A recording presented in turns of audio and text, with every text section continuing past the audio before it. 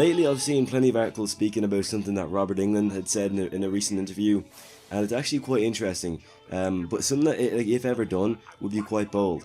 An idea I'd definitely like to see come to life, and I'm going to get into it now, what he said. So, not recently, over the last couple of years, Robert Englund has said many times that he didn't want to play Freddy again because just how tedious and how much work goes into the makeup and getting him ready to be on screen. It takes too long and he just doesn't like it.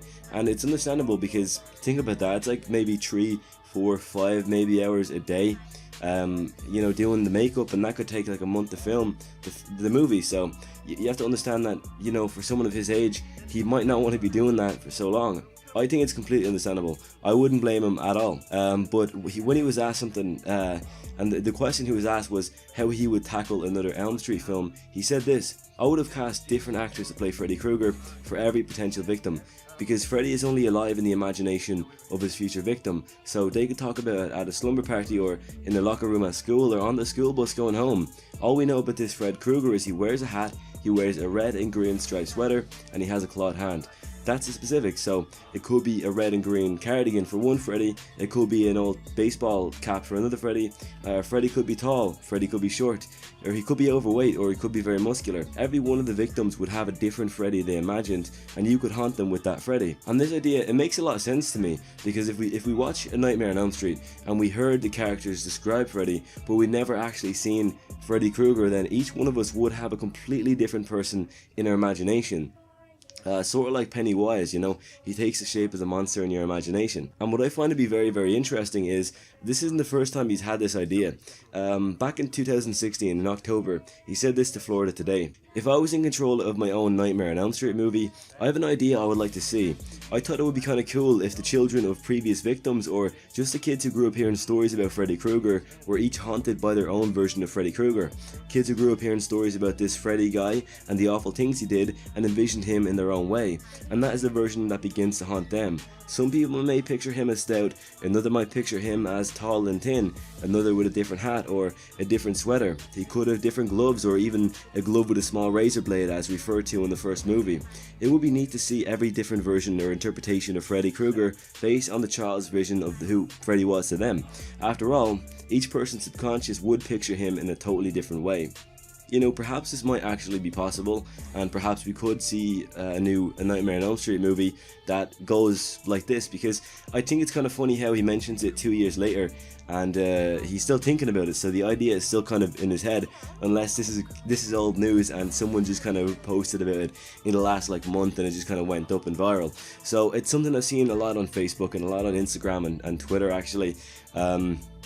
And it's interesting to read, because I do love when I see new ideas for old horror movies, as I think with Halloween coming out really soon. It's coming out in 70 days or something like that.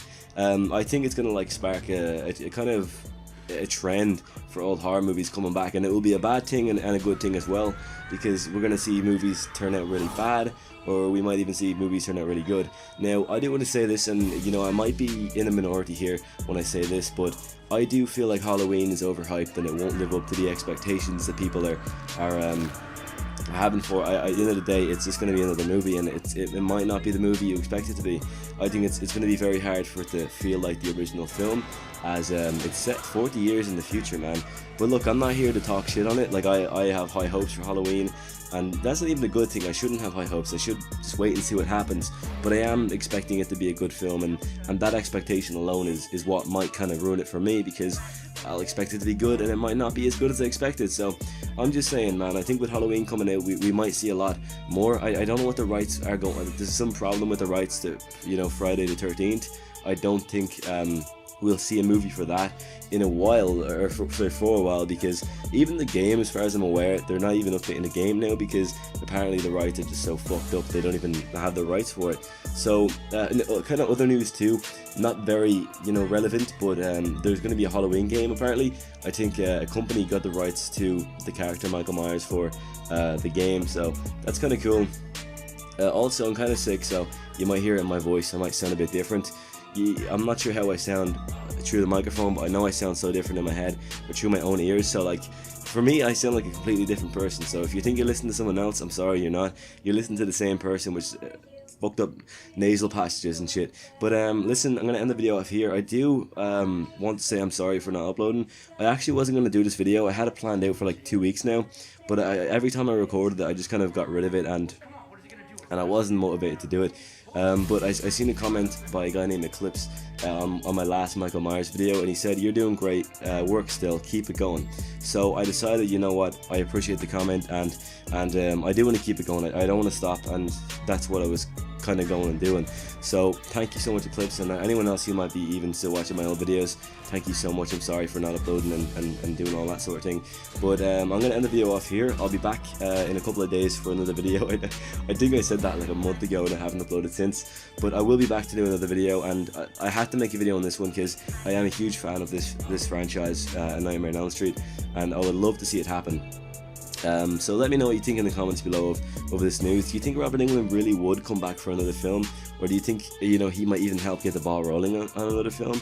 Because being as big as he is, he might have a good say in whether this movie could go down or not. I know it's his idea, so another director isn't just gonna copy his idea, but if he wanted to go ahead with it, he could play one of the versions of Freddy. It's kind of cool to think about.